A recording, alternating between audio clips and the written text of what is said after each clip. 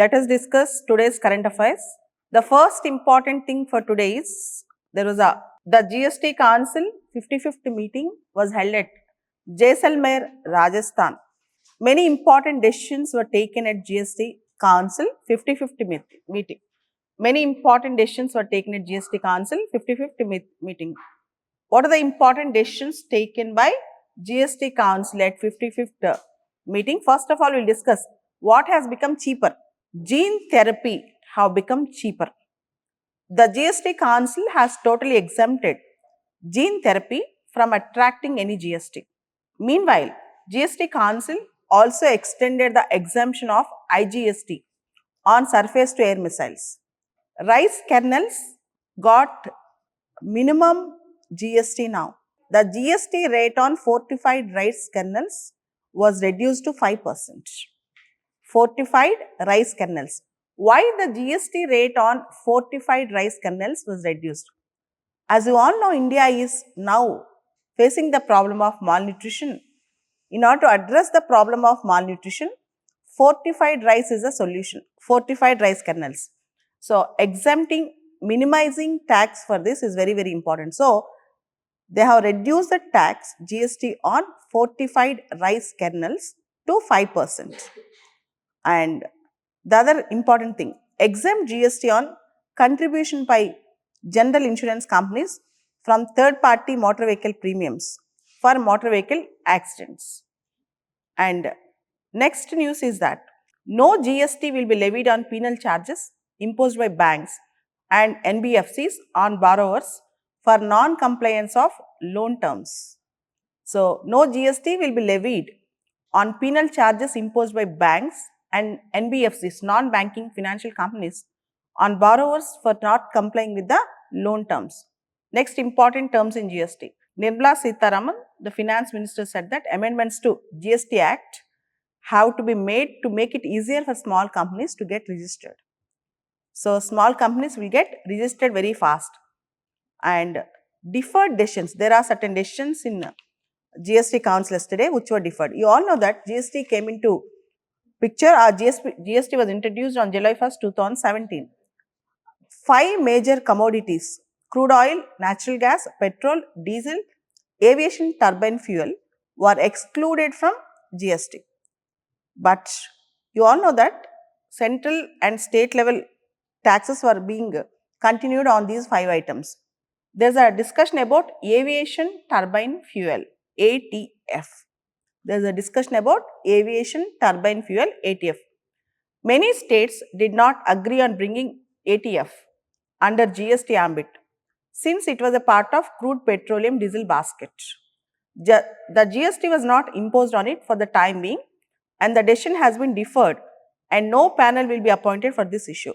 So, no decision was reached on ATF, aviation turbine fuel, and most of the states are against this. Many states did not agree on bringing ATF, aviation turbine fuel, under GST ambit. Next interesting news about GST is the GST Council could not reach a decision on taxation related to floor space index. The Council has decided to set up a group of ministers to discuss over allowing states to levy cess under GST to overcome financial distress after natural calamities. So, there was a group of ministers, there was a committee that was created with a group of ministers to discuss about allowing states to levy GST to overcome financial distress after natural calamities. The GST Council has deferred the decision on imposing GST on quick commerce services like e-commerce, food delivery platforms.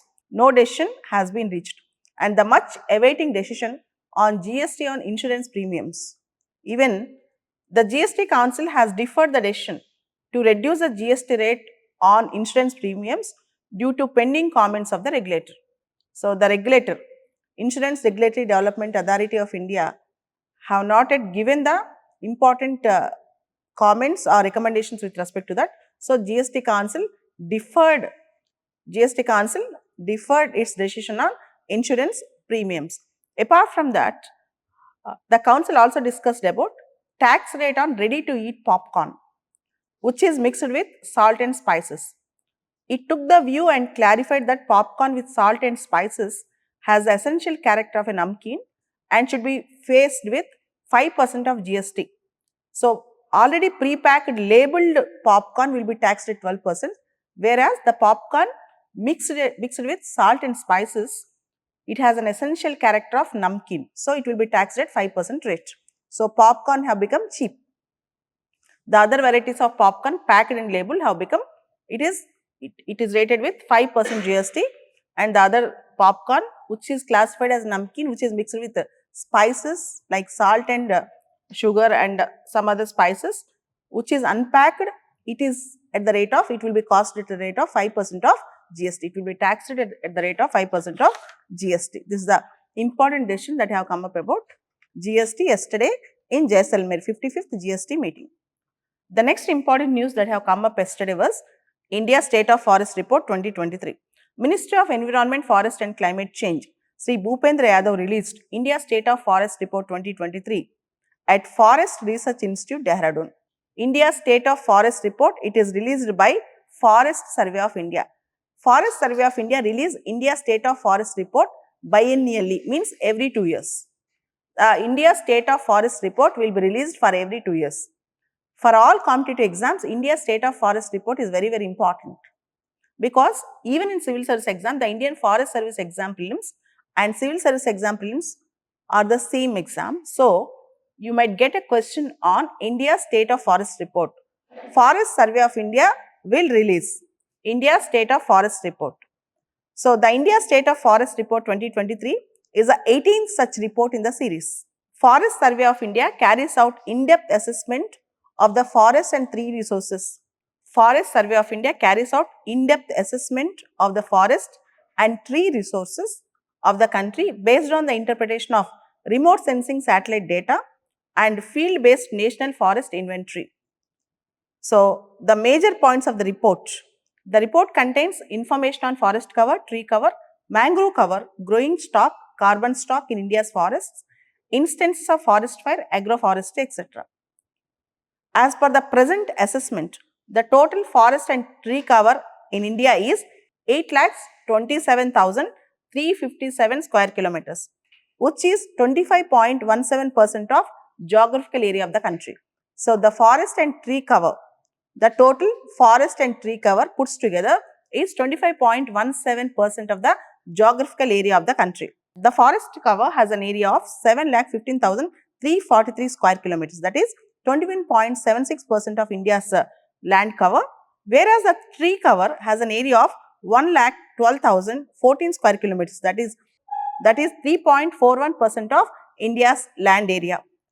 The minister, the environmental minister, expressed happiness over the fact that as compared to 2021, there is an increase of 1445 square kilometers, 1445 square kilometers in the total forest and tree cover of the country.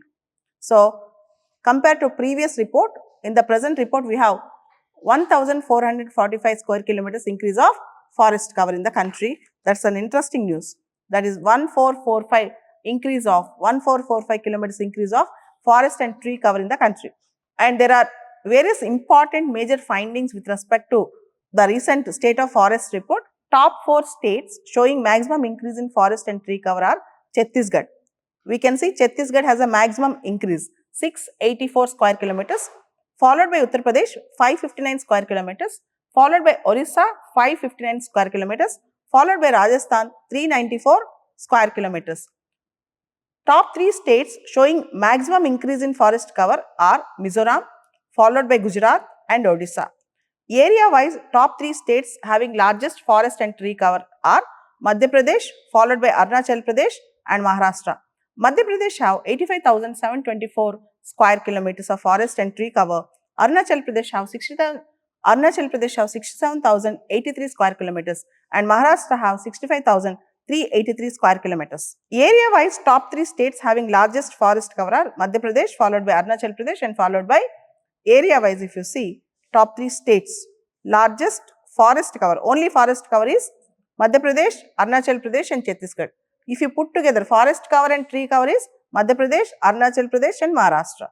So, there are many things, and also the other interesting thing is The total mangrove cover in the country is 4,992 square kilometers. Even that is an important and interesting news. Okay. So, state of forest report, you are expected to study at length because that's a very important report for this prelims, coming prelims and also mains. There's an interesting news about Saudi Arabia discovers white gold in its oil fields. Saudi Arabia is already an oil-rich country, oil-rich economy. Recently, it also discovered lithium reserves in its oil field near the sea. According to the reports that are coming up, Saudi's oil company Aramco, a state-owned company, extracted lithium under a pilot project from one of its oil fields. Now, Saudi Arabia is a good news to share. It is not only oil-rich country, it is also having lithium reserves. Having lithium reserves is something good in the era of EVs, in the era of electric vehicles. Lithium is also known as white gold. We also call it as white gold. In electric batteries of cell phones and also electric cars, we use lithium. The lithium electric batteries, they are long lasting also. The other interesting news, the American court recently have given a decision in favor of WhatsApp, the messaging platform owned by Meta, which holds Israeli spyware maker NSO Group directly liable for targeting around 1400 users with its spyware Pegasus. You all know few years back in India also there is a very big furor even in the parliament about Pegasus spyware.